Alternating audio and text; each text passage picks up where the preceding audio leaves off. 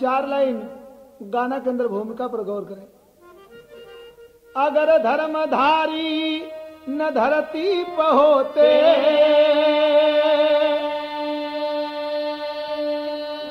तो गरीबों का कोई गुजारा न होता।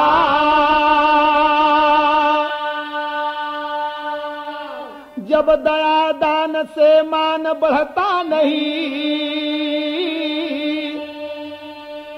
तब दया दान जग में दोबारा न होता। रात भर चाँद रोया गगन मध्य में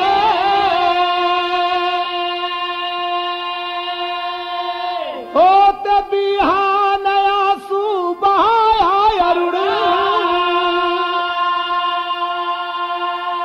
सुन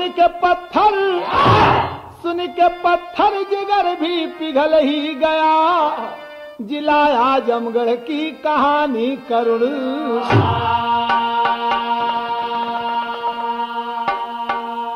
एक तर्ज मिलल, तर्ज का बोल बा कि जाने मन नफरत क्यों करती हो, जाने मन नफरत क्यों करती, कर लो जरा हेरा फेरी।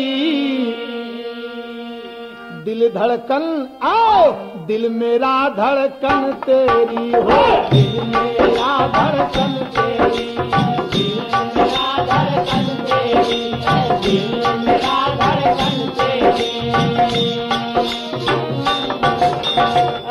गाना के अंदर भाव मिलल, अगर झूठ होता ना जग में, अगर झूठ होता ना जग में, होती नहीं अदालत यार।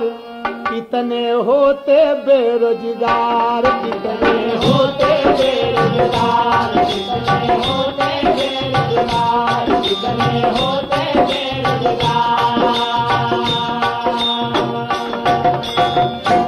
अगर झूठ न हो तो अदालत न बनत, अगर अदालत न हो तो कितना वकील बेकार हो जाता, कोई पूछ न रहता। इसलिए अदालत में वकीलों की पूछ होती है। तो भाव मिला, दौलत के लिए दुनिया में इंसान बिक रहा,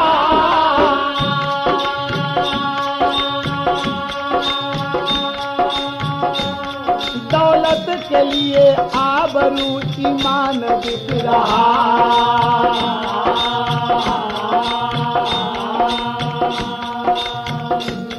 दौलत ने आज मानव को अंधा बना दिया,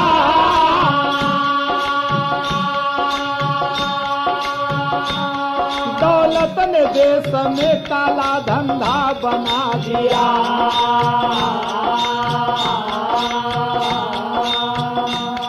ठाकुर त्रिवेणी सिंह रहे बबुरा के निवासी,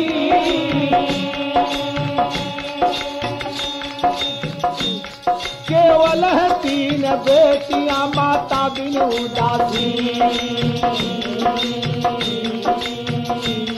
आपस में किए राय है ठाकुर के भतीजे, चाचा के खेत का सभी निकाल नतीजे।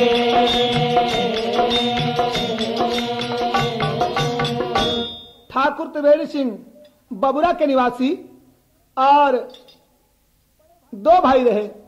बड़े भाई अलग हो गए और छोटे भाई बाबू त्रिवेणी सिंह के पास केवल 3 लड़की, तीनों लड़की लेके बेचारू जन अपने गरीबी में जीवन पालन करते रहे। संयोगवश उनकर धर्म पत्नी भी गुजर गई। भतीजा लोग सोचे लगलन कि अगर चाचा मर गई हैं तो चाचा के जमीन का मालिक जन तीनों लड़की हो गई हैं। दिल में लोभ समा गल, पाप समा गल।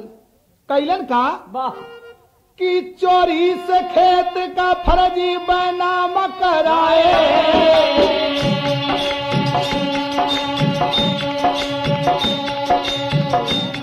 जाने त्रिवेणी सिंह तब मुकदमा को चलाए।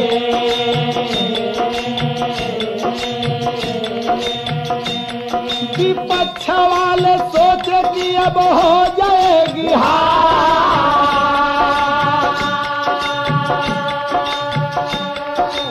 लेकिन त्रिवेणी सिंह को दिए जान से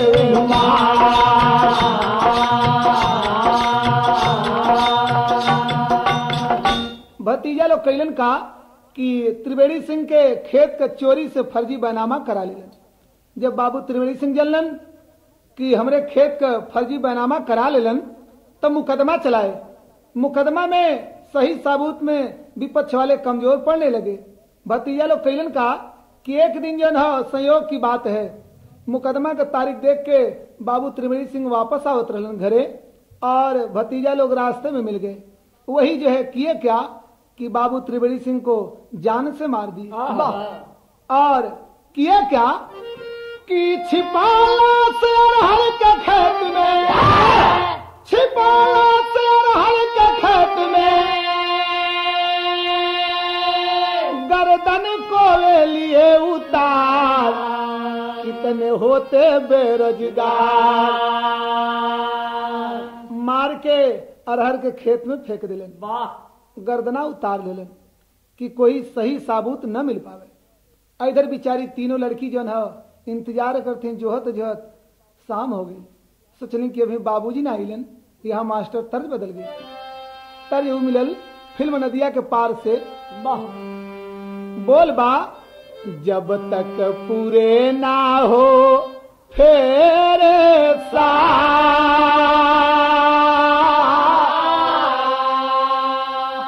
तब तक दुल्ही नहीं रे दूल्हा।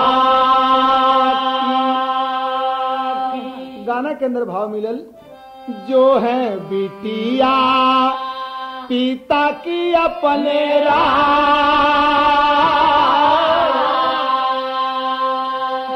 जो है बिटिया पिता की अपने राह, मनावा में आस लिए हो, मनावा में आस लिए हो, मनावा में आस लिए।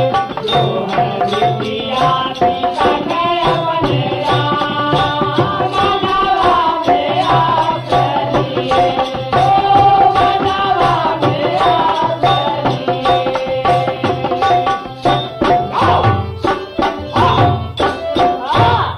रहिया देखत बिना खाए सुत गईली,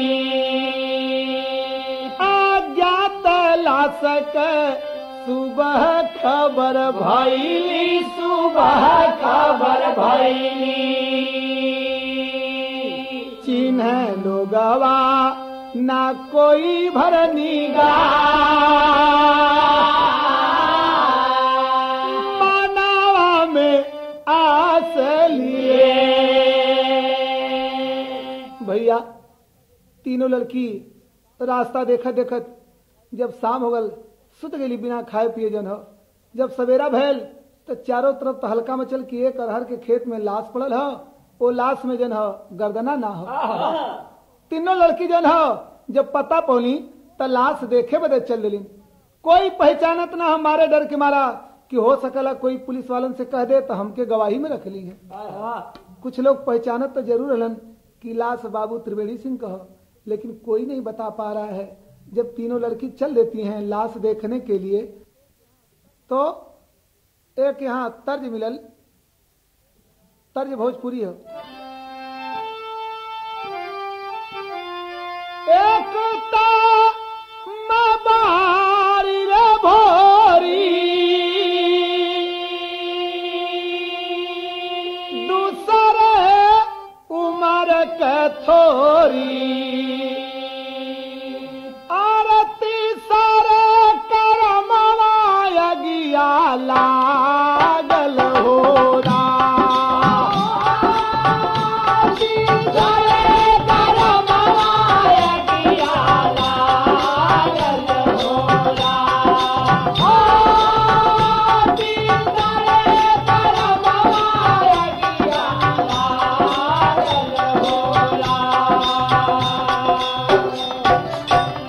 गाना के अंदर भाव मिलल,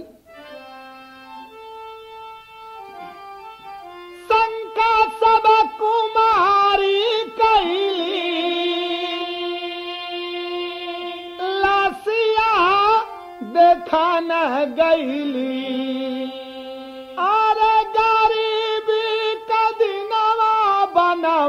बेधई हो रा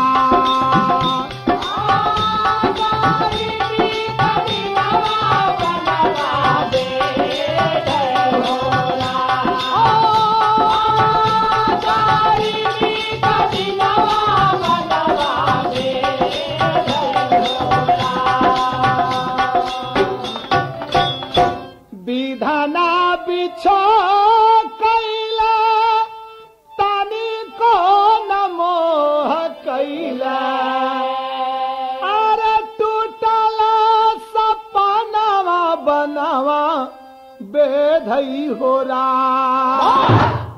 तीनों लड़की जाके देखलिन तो पहचान गेली और लगली रहे कि तो हमारे बाबूजी का लाश है। सोच रही हैं लसिया देखता रोवे लगली छोकरिया हो हमहन के कैला कौनी डरियाए बाबूजी कैसे भीख मांगे अब देवल जा कफनावा हो हमहन का फतही लुगरियाए बाबूजी धापी खुदई जतिया की धापी तोहर लसिया हो लोगवन के बरी भई नजरियाए बाबूजी विधना बीरनावा करमावा में देहलना करी के इज्जत के रखवरियाए बाबूजी। वही गांव के एक आदमी जो है पहुंचे थाने पर। थाना जहानागंज के इंचार्ज साहब जब खबर सुने तो दल बल के साथ पहुंचे और हुआ क्या थाना जहानागंज के थानेदार रंगदार यसो झारखंड राय चलिए पाक खबर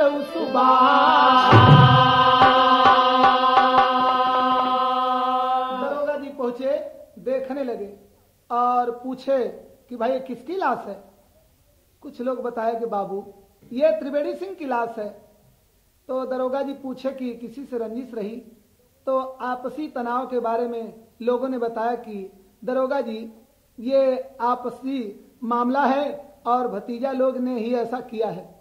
तो दरोगा जी कहने लगे और लड़की की तरफ जो निगाह तीनों लड़की को जब दरोगा जी देखते हैं तो कहने लगे कि हर दिल में दर्द उभरता है, हर दिल में दर्द उभरता है, कोई दिल है बेदर्द नहीं, डूबते को अगर बचा न ले समझो कि है मर्द नहीं। थाना जहानागंज के यसो झारखंडे राय कहे अन्याय को मारे हैं ठोकर दुनिया वालों से न्याय कहे। हाय कसम त्रिवेणी सिंह की मुझे और कसम हमारे वर्दी की, ये धर्म की है बेटियां मेरी जड़ काटूंगा बेदर्दी की। चढ़ना बलवेदी के ऊपर, चढ़ना बलवेदी के ऊपर हर रक्षक की अभिलाषा है, पानी के लिए वह तड़फेगा जो बैरी लहू का प्यासा है।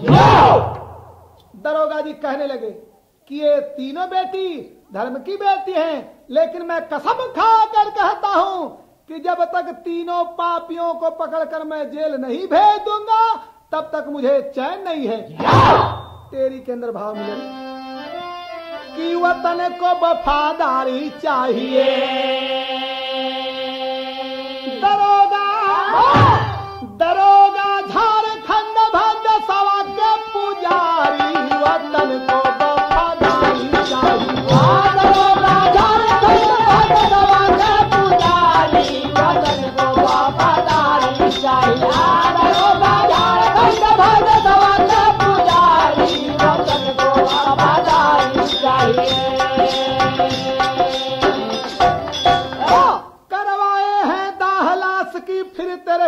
होकर आए हैं, खली दुष्ट दुश्मन को पकड़कर फौरन जेल पठाए हैं।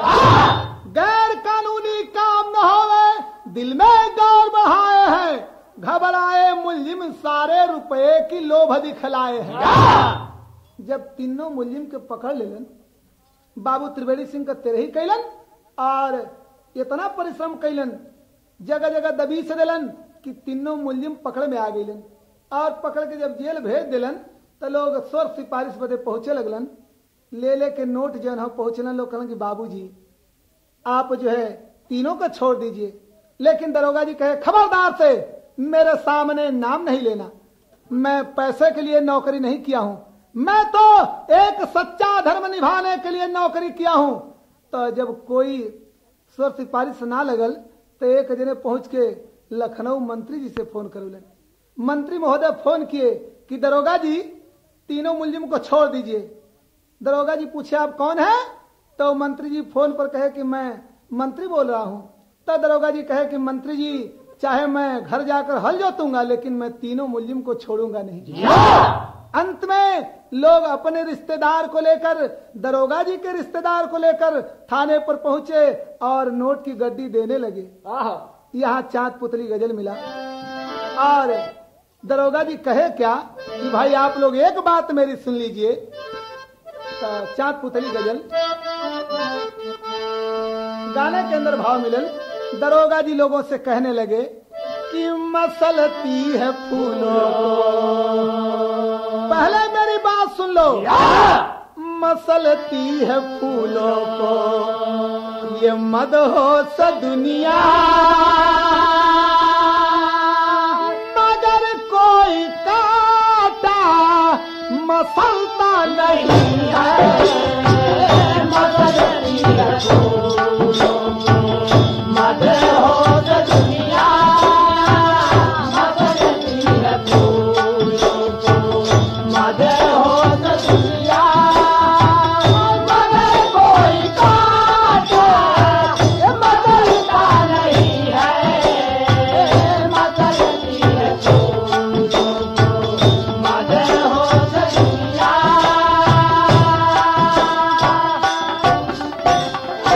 मसलती है फूलों को ये मदहोश दुनिया,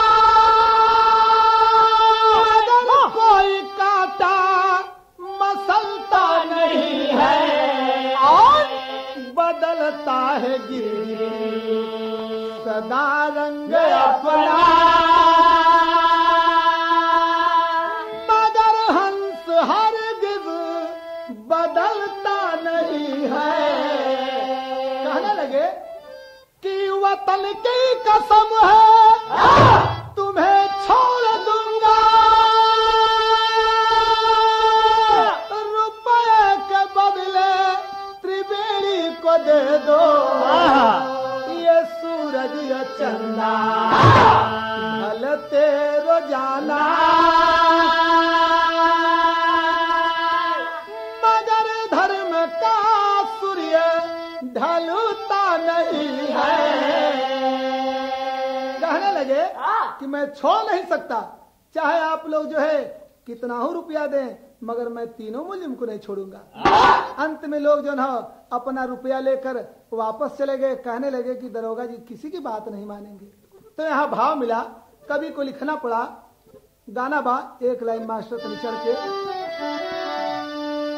हाय अरे धन्य मोरे धन्य मोरे देश के दुलार हो, धारा मावा के डार पर बीराना,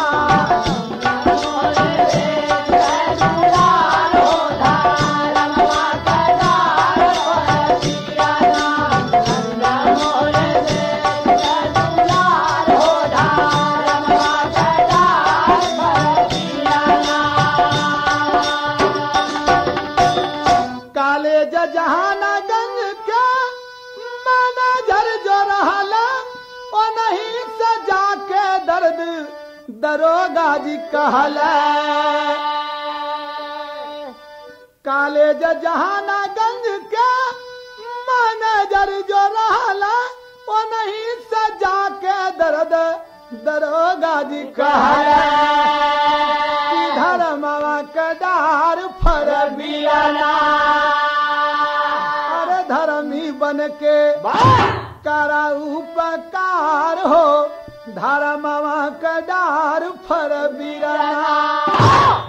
दरोगा जी पहुंचले कॉलेज जहानागंज के मैनेजर साहब के पास, कहने लगे कि मैनेजर साहब एक बात है, बाबू त्रिवेणी सिंह गुजर गए, उनके पास 3 लड़की, 2 लड़किन का शादी तो हो गई है, लेकिन एक लड़की का शादी बाकी है, छोटकी लड़की का नाम बिंदु है। बाबूजी अगर आप मदद करें तो छोटी लड़की का भी शादी हो जाएगी। वाह, कहे क्या?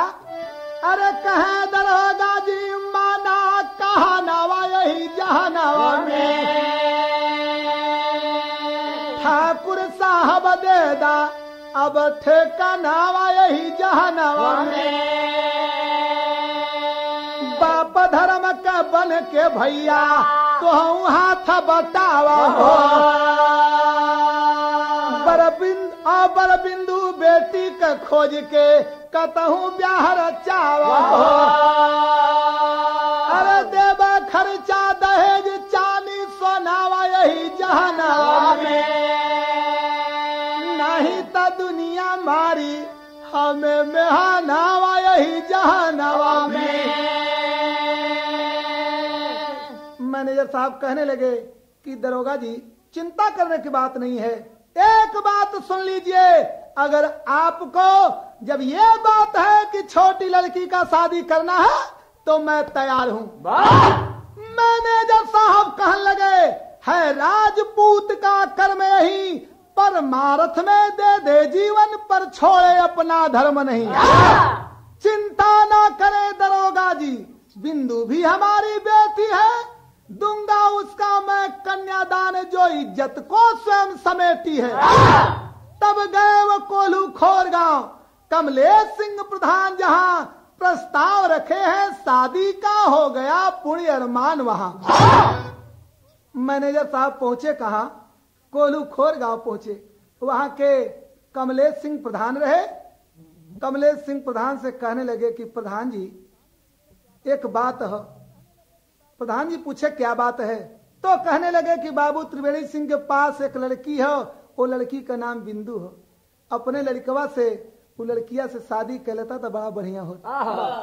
प्रधान जी कहे कि कोई बात नहीं, जब मैनेजर साहब आपका ख्याल है तो मैं तैयार हूं। प्रमाण आल्हा के अंदर मिलल।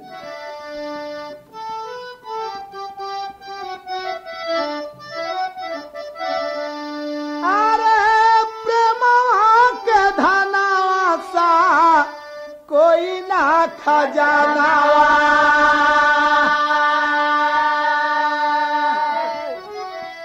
हाय, अरे प्रेमवा के आगे सादा झुके करता,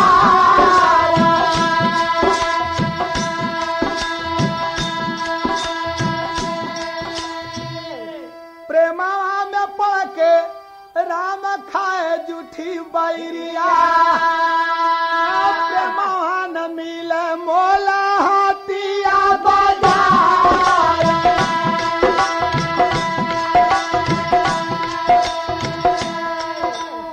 बात प्रेम पावन कमलेश सिंह का जग में, अरे बिना दहेज शादी खातिर हो गईला तैयार, बेटवा के सिरवा से हरवा बधायल, लागल बारात मैनेजर के दुआर, एसपी साहब जहां चलावे पुरवा पत्तल, देहला कलेक्टर साहब पानी संग प्यार। प्रेमियों वो शादी की बात सुने, जिस शादी में माननीय एसपी साहब माननीय कलेक्टर साहब पहुंचे, लोगों को प्रेम परस्पर आपस में मानवता की बात देखकर कलेक्टर साहब भी पहुंचे। व्यवस्था का कार्य कलेक्टर साहब कर रहे थे, एसपी साहब कर रहे थे, और धर्म का लड़की मान के बाबू झारखंडे राय बिचारी के शादी बदे इतना जो है तत्पर रहे कि यूपीपी के लोग, सारे यूपीपी के लोग जुटकर जो है व्यवस्था का कार्य देख रहे थे। एसपी साहब अगर कहीं देखें कि पुरवा ना हा किसी के पास या पत्तल ना हा तो तुरंत हाथ से उठाकर चलाने लगते थे। कलेक्टर साहब जब देखते थे कि किसी के पास पानी नहीं है तो तुरंत जग लेके पानी भी देने लगे। ये प्रमाण मिला वहां का कि ये धर्म की शादी है। लेकिन प्रेमियों कहना क्या है कि यूपीपी के लोग यज्ञ किए मिलजुल के, अरे देशवा के प्रहरी धर्मवा का डाल, हंसी खुशी सदिया भइल बिंदु का, चलल ससुरार डाल डोली में वो अब बाबू वाला नातवा निभवल झारखंडे।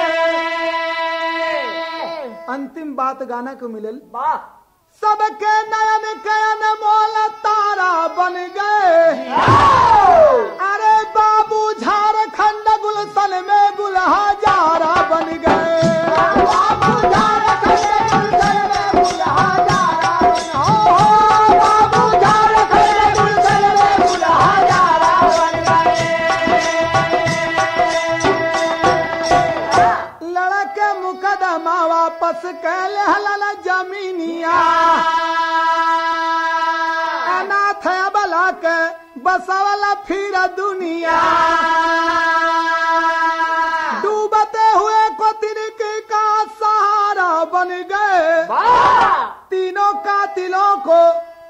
कातिलों की नाही भैली सुनवैया, 8 साल के तब हो गई सजैया, आके आधी में तूफान करारा बन गए। गुरु बिहारी, गुरु गणेश, गुरु रामलाल गुलकारी, बच्चन यादव, धवल चंद्रिका कहते सदा पुजारी, अरे वतन को वफादारी चाहिए। मोहन कबीरा माँ की नई नई लदारी, वतन को वफादारी चाहिए। मोहन कबीरा माँ की नई नई लदारी, वतन को वफादारी चाहिए। मोहन कबीरा माँ की नई नई लदारी, वतन को वफादारी चाहिए। मोहन कबीरा माँ का ना हो, मोहन कबीरा माँ का, मोहन कबीरा माँ का नई नई लदारी, वतन को वफादारी चाहिए। मोहन कबीरा माँ की नई नई लदारी, वतन को वफादारी चाहिए। मोहन कबीरा माँ की नई नई लदारी, वतन को वफादारी चाहिए। हो राम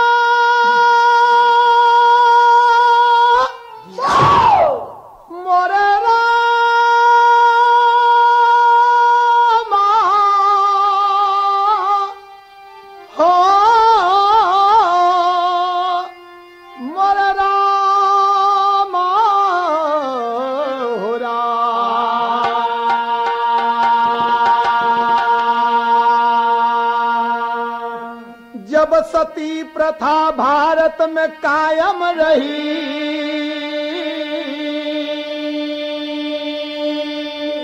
जबरी से नारियों को जलाया गया,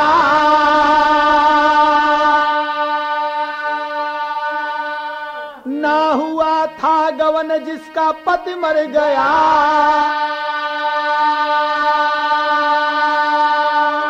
मृत्यु की सेज पर ही सुलाया गया।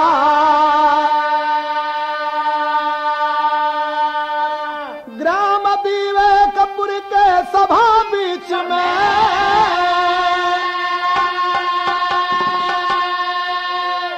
पक्ष में नारियों के कहे चौधरी उस पुरुष को भी जीवन गंवाना होगा जिसकी घरनी धर्म की कर्म कर मरी।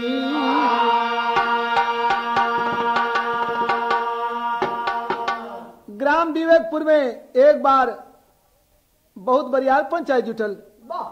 वो पंचायत में आदमी और औरत बराबर संख्या में जुटल है। एक औरत खड़ी होकर कहले कि चौधरी साहब, जब से सती प्रथा कायम हो तब से देख रही हूँ कि जब मर्द मर जाते हैं तो औरत साथ में जाकर सती हो जाती है, लेकिन जब औरत मर जाती हैं तो मर्द क्यों नहीं साथ जरते हैं। तो चौधरी साहब उस दिन से पूरे अठगांव में एक नियम लागू किए कि जौन औरत मर जाए ओकरे साथ ओकरे मर्द के भी जरे के पड़ी। तो तर्ज मिलल, तर्ज हो कि गर तू ना रहोगे तो वफा कौन करेगा। गाना के अंदर भाव मिलल, वह भी जलेगा साथ जिसकी नार जलेगी। वह भी जलेगा साथ जिसकी नार जलेगी। वह भी जलेगा साथ जिसकी नार जलेगी। वह भी जलेगा साथ जिसकी नार जलेगी।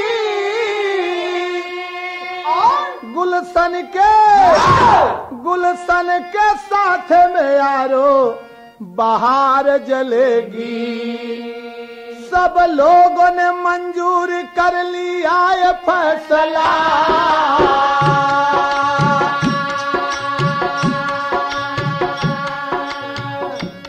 लेकिन ना कोई सोचा किया जाएगी बला।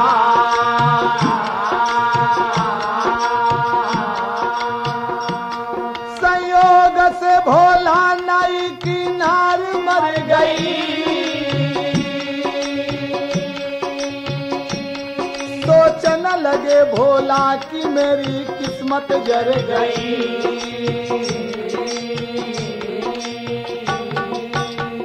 वही गांव में एक भोला रहलन। भोला का उम्र 22 वर्ष रहल। पहले बार औरत गौना अली। फैसला के 4 दिन बाद जन हो भोला का औरत गुजर गई। भोला सोचले कि रे बाप ई तो देखा थी कि फैसला का पूरा जन हो परिणाम पहले हमरे ऊपर आवे के रहल का। सोचे लगलन तो यहाँ तर्ज मिलल फिल्म मैभा मतारी से। पाया लिया छमकल रात कोठे पर। पाया लिया छमकल रात कोठे पर। बिजुरिया चमकल रात कोठे पर। कमरिया लचकल रात कोठे पर।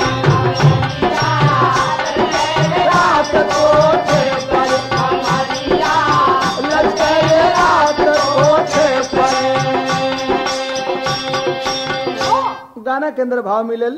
बोला सोचत का हुआ कि विपतिया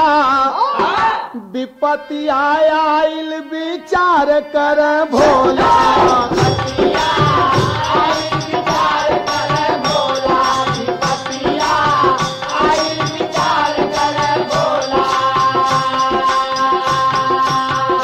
विपतिया आइल विचार कर भोला।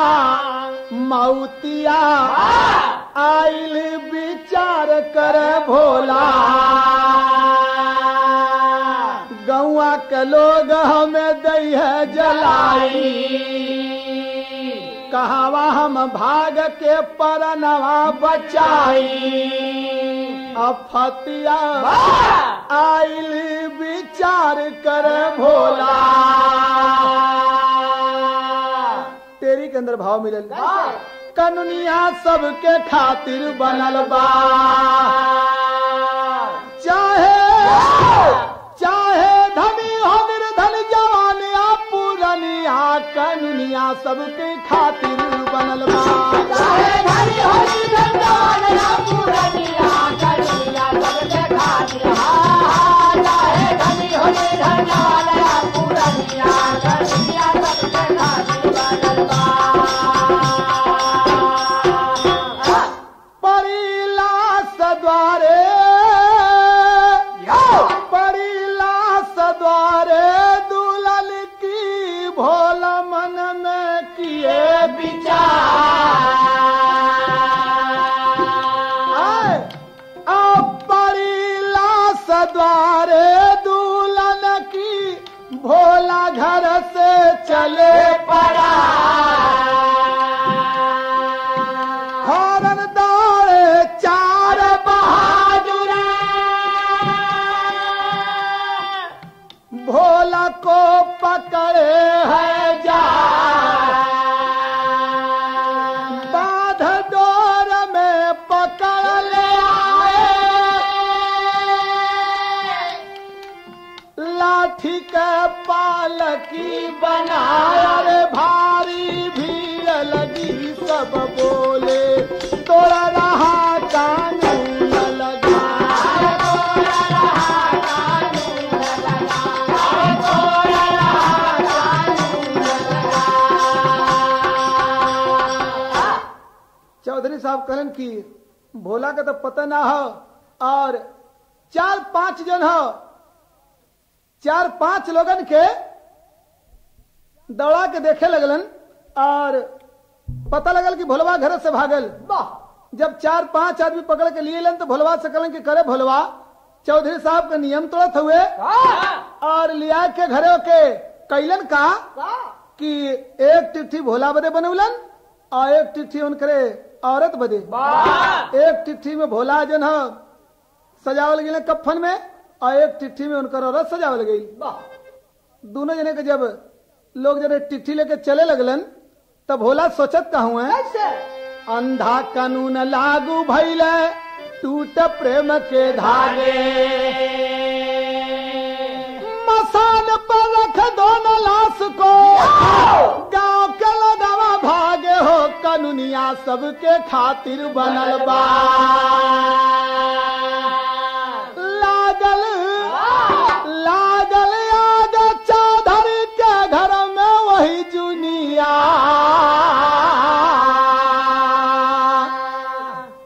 चौधरी के घरे में इतना बरियार आग लगल कि लोग मसान घाट पर कहले कि लाश से ही छोड़ दा और चला पहले जो है चौधरी के घरे के आगे बुता दा।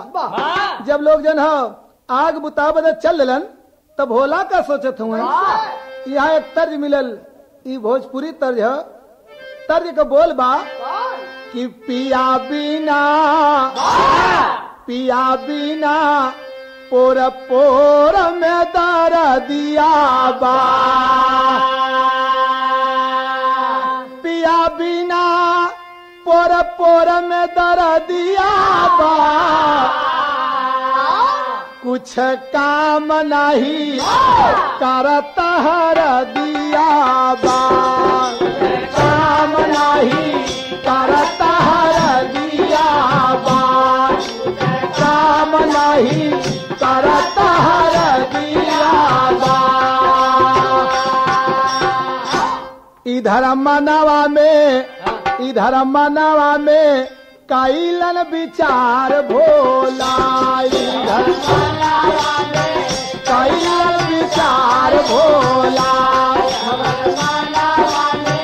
कैलन विचार भोला। इधर मनवा में कैलन विचार भोला। धीरे धीरे दिए कफन को फार भोला। देख एक पानी में बहत रहल लसिया। टिकठी पर रखे भोला बहाय करके असिया। होई गईला तब वहां से फरार भोला।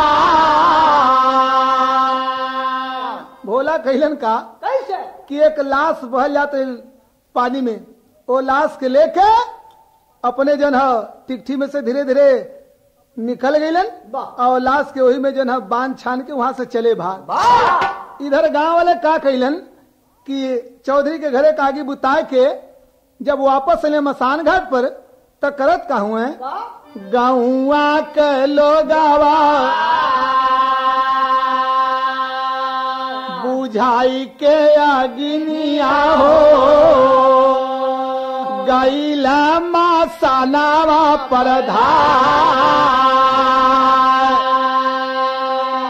कफन हटाए बिना लसिया जलाए दोनों तेरा ही का दिन गईला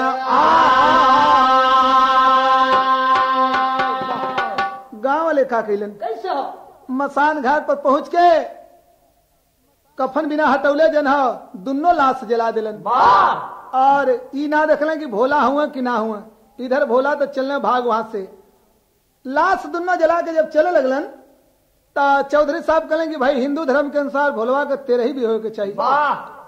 गांव पर आके लोग जन धीरे धीरे गिनत गिनत जब 13वां दिन आ गए चंदा लगा के भोला के तेरह ही कैलन और पूरा अठगावा में निमंत्रण दिलन कि समस्त परिवार सहित भोला के तेरही में आने का कष्ट करें। लोग भोला के तेरही खाए बदे जुटलन और तेरही में पहले ब्राह्मण लोग भोजन करेलन। तो यहाँ तर्ज मिलल मास्टर यह तर्ज है कि पिया हो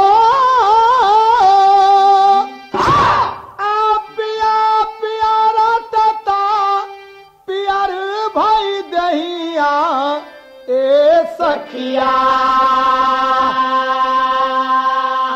पिया पिया मतला बाबा के यार प्रीति लई भागली सखिया। गाना के अंदर भाव मिलल कि क्या जगाले हो किया जगाले कहा बनाई बाए भोला अरे पंडित मनावल के दक्षिणा स्वर्ग सुखा पैबाए भोला पंडित मनावल के दक्षिणा स्वर्ग सुखा पैबाए भोला पंडित मनावल के दक्षिणा स्वर्ग सुखा पैबाए भोला। कहा जवन यहाँ खाल जाई उहाँ पैबाए भोला अरे पंडित मनावल के दक्षिणा स्वर्ग सुखा पैबाए भोला। खियावत पियावत लगभग जन 11 रात बजे लगे बहुत लोग जुटल रहलन और 4-5 जन बैठल खाए बदे के रात का समय रहल। अब भोला भी धीरे धीरे अपन तेरही खाए बदे के जन चल इलन और वो भी एक कोने जाके बैठ गईलन। लेकिन यहाँ तर्ज मिलल फिल्म गंगा किनारे मोरा गांव से अब तर्ज के बोल बा कि जैसे रोज आवेलू तू तेरा सुन के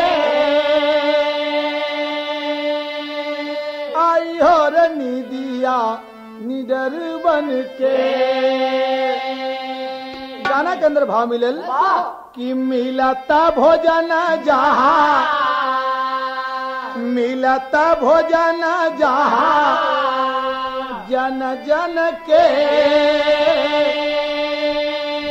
आई गईल भोला तबा बना ठन के मिलता भोजन जहाँ जन जन के आई गईल भोला तबा बना ठन के मिलता भोजन जहाँ जन जन के आई गईल भोला तबा बना ठन के।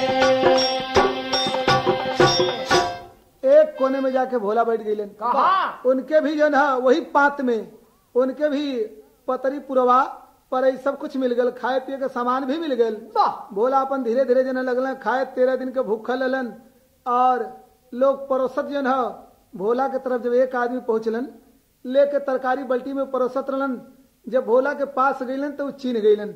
अब भोला सोचलन कि हमके चीना था, अपन जब देखलन कि वो आदमी आवत था तो भोला अपन मुंह घुमा लेलन, लेकिन वो आदमी अब पहचान गए और पीछे लौट के लोगन से कहे लगलन कि भैया हमके एक बात का शंका हो।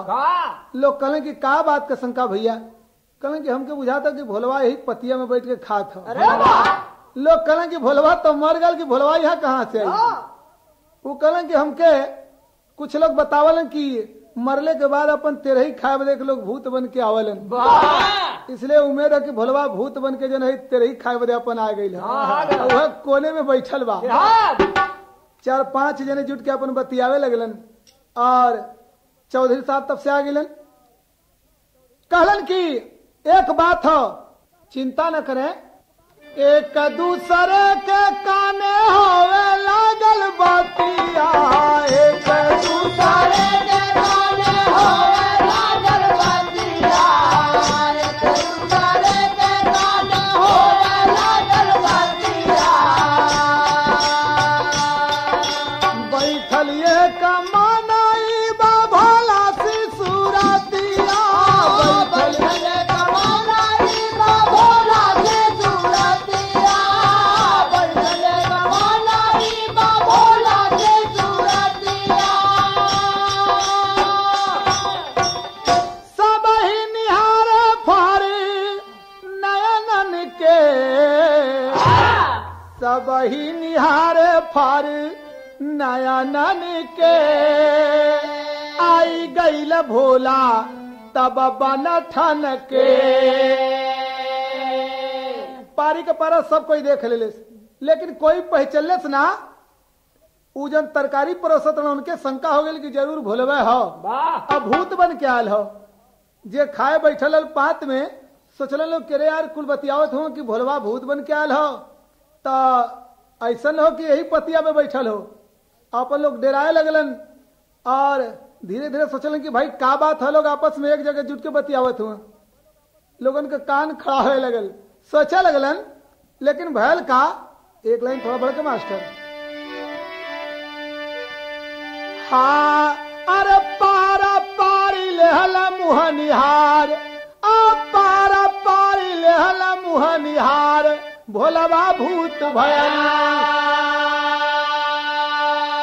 भागे लगला सब ही टंगरी झार, भोलवा भूत भयल। भागे लगला सब ही टंगरी झार, भोलवा भूत भयल। भागे लगला सब ही टंगरी झार, भोलवा भूत भयल।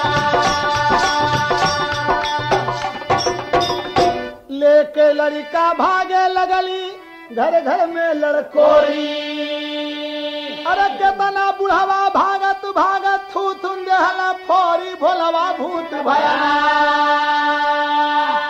अब की जनवा दे सब कर मार, भोलवा भूत भयल। खाए वाला चलना भाग जन हो, कल अरे बाप रे बाप भागा, यहाँ भोलवा भूत बन के आयल बा। कुछ लोग उधर इंतजार करते कि यार हमने का नंबर कब आई खाए बदे के। जब देखल कुछ लोगन के भागत कहला कि का बात है यार, का भागा मर्दवा हसनी। अरे भोलवा भूत बन के आले, यही पतिया में बैठल है जन हो। और गांव वाले सब देखा थे कि बतियावत हुआ कि वह भोलवा चिन्हत हो, लेकिन यहाँ रुका मत, चला भाग यहाँ से। लोग भागे लगलन, जगह जगह जन हो घरे में दरवाजा लोगन के बंद होए लगल। लेकिन भयल का कि चढ़छा जन पे कोई डरवावे, लेके लाठी भाला, ऐसन भूत का तहु ना देखल, गाँव छोड़ला जाला, भोलवा भूत भयल। अरे शंका में नर नारी पड़े बीमार, भोलवा भूत भयल। चले भाग लोग जन हो, और वही जन भीड़ में भोलवा भी भागे लगल। वाह कलश करे धरा धरा ये भोला जालन जन हो। लोग सोचे लगलन कि रे यार ये कहाँ का हमने तेरही खाए बजे अली कि ये तेरही में जन भोलवा जन हो भूत बन के आयल बा, देखा थे कि पूरा जना घर घर जना आदमी के बीन बीन के खा जाई। आहा। कुछ लोग कहलेंगे रे भैया हमने का करी चौधरी साहब का नियम हो और चौधरी साहब जिंदा आदमी के जलवा दिल हो निश्चित भूत हो गए हो। वाह। और देखा थे कि पूरा जन हो गांव के खा जाई। लोग शंका में बीमार पड़े लगलन। आल्हा में प्रमाण मिलल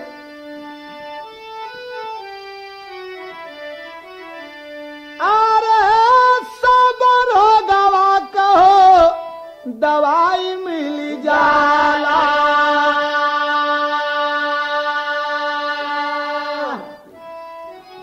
हाय अरे शंका का दवाई नहीं कहता हूँ बीता।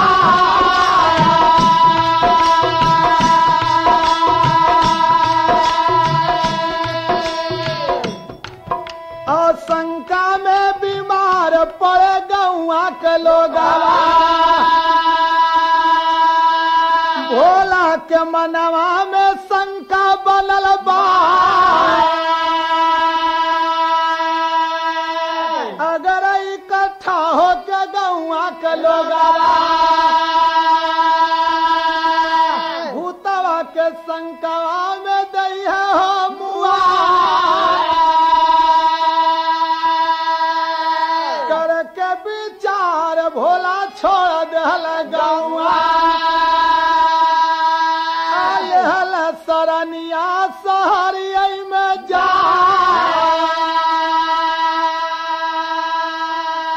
पूरे गांव में शंका की बीमारी फैल गई। लोग बीमार होए लगलन। घर घर बीमारी फैल गई। शंका का बीमारी जन हो। लोग कहेंगे रे बाप भोलवा इतना बरियार हमने के लगत बा कि देखते कि जान ना बची। अब जन हो इधर भैल का कि भोलवा भी मारे शंका के मारा सोचलत कि अगर हम बच जाब तो गांव वाले हमके मार के मुआए दी हैं। जाके शहर में जन हो अपन कारबार फैले मतलब जन हो कि अपने बिरादरी से मिल के और अपन रोजगार फैले कैलेस का कि कैंची छुरा कंघी ले ले कर कि भैया जब हमारे पास पैसा हो जाई तो तुम लोग के वापस कह देव और जन हो हमके तब तक के लिए दे दा। आप लोगों के दाढ़ी बार बनावे लगल। यही से पेट पता चलावे लगल। लेकिन इधर गांव में का भैल आए हमार हालत सब कर बिगड़ल। अरे ओझा सोखा गुनिया कुटकल लगे लवंग घर घर में झोर मुई पचरा जा सचमुच भूत भयल बा भोलवा। देवी हमको रही बता जीव का बदला जीव चाहिए। पैसा के मुँह देखो ना खर्चा करे सभी स्वार्थ में। तब सब कर शंका छूटल बा बढ़ल मानव ओझा सोखा के। गांव में जन हो ओझा सोखा लोग जुट के अपन ओझाई शुरू कैलन। कहलन का लोगन से कि भोलवा इतना बरियार लगत हो कि आप लोग पैसा का अगर मुंह देखबा तो भोलवा पूरा गांव के बिन बिन के खा जाई। तो ऐसा काम करा कि पैसा इकट्ठा करके ले चला भोलवा के जन हो गया जी बैठा देवल जा। गया जी। हाँ गया जी ले जाके लोग जन हो भोलवा के गया जी बैठा दिलन। इस शंका के बीमारी में लोग परेशान रहलन। लेकिन जब भोला के झूठा गया जी बैठा दिलन ओझा सोखा लोग तो अपन जन हो गांव दुरुस्त हो गए। और इधर भोला का करते हैं हर भोला शहर में हो करल गुजारा। मेहनत से लोगन कहा जा मत बना। सौदा लेने कई लोग गौआ से गईला सहरिया में भोला तब भेटा। ठीक हो गए तो कुछ गांव वाले सौदा सामान ले बदे के बाजार में पहुंचलन। तो देखा तुम कि भोला एक जने दाढ़ी बनावत रहे। लोग कहले करे यार तो भोलवा मिल गए। पहुंच के एक जने जना कहले करे भोलवा तो यहाँ क्या करते है बोल भोलवा है कि भूत है। भोलवा कहले कि हमके गांव में ले चला तब बताए जन हो। लोग आके चौधरी से कहले कि चौधरी साहब भोलवा मिल गए। चौधरी साहब कहे कि लिया गांव में। जब गांव में लेके पहुंचलन तो पूछा लगलन लोग। भोला कहें कि पंचायत जुटावा तब बताई। जब पंचायत जुटल तो भोला कहलन का, अरे हंस के बोले भोला तब बतिया खरी 400 अरे 420 चोर हो दुनिया चेता हो चौधरी 420 चोर हो दुनिया चेता हो चौधरी 420 चोर हो दुनिया चेता हो चौधरी मुअल घोड़ा घास न खई है लाखों कराऊ पार मुअल आदमी के पीछे धन दौलत देता लुटा नहीं मिला पिंडा पानिया चेता हो चौधरी करते पार करावा गैया बैतरणी में जा क्या बैतरणी है ब्रह्मा घर जो कि दुहागा अब ही छूटी ना नदनिया चेता हो चौधरी कहलन का कि जौने समय आप लोग आगे बुता बदे गईला वही समय कमाल कैली अपने जन टिकठी में से निकल गई वही में जन हम मुर्दा जन लिया के बांधली चले भाग हम जन देखा सही भोला ही भूत ना ही जन कहलन का कि ईश्वर जीव विनाशी आत्मा सब में करती मानवता की पूजा करो मानवता में रखो विश्वास तोड़ा लगा वाला कानूनिया चेता हो चौधरी गुरु बिहारी गुरु गणेश गुरु राम लाल गा के स्वर्ग में से चंद्रिका कभी बचन से प्रेम लगा के कानूनिया सबके खातिर बनल बा।